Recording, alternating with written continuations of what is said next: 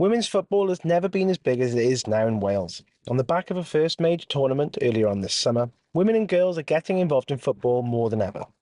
Football Association of Wales has a number of schemes and projects aimed at getting people involved in football regardless of their gender, including BE.Cymru, a mentorship programme aimed at young women, giving them a chance to take up careers in football.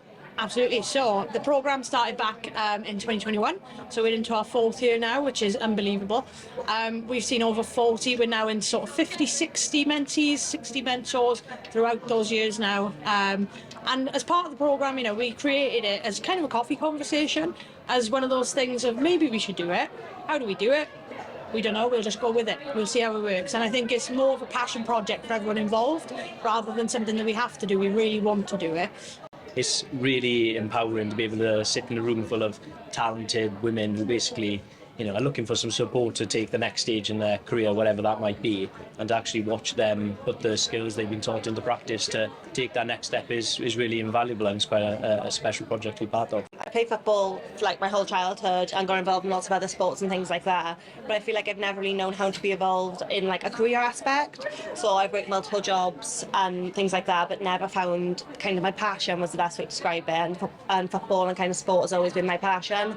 So having this sort of kind of programme has really made it possible for me to get involved in sports as a career and kind of develop myself then as a professional. Of course, it's hard to talk about women's football without mentioning the national side making it to Euro 2025. And despite maybe not the strongest showing on the pitch, just being there was a massive achievement. And there's plenty of optimism that it'll spur on more women and girls to get involved. I think the FAW would be the first to hold their hands up, much like any other organisation, and say that women's football was let down for a really long time in this country.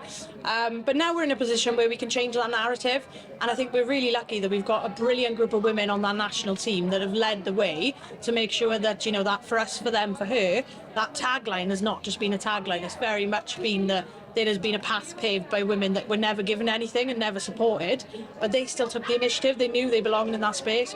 I think it's a really huge kind of way of kind of showing women in sport, so women in football especially, seeing these kind of inspirational women who have kind of broken down the barriers to work and play football is massive. So influencing young people, whether that's men or women, to kind of want to do that thing and realise that it is possible. And they put on a fantastic spectacle to inspire the next generation of young girls to go and realise that there is a career for them in professional football as a player, but also the FAW's role is to showcase that there's opportunities beyond just the football pitch too.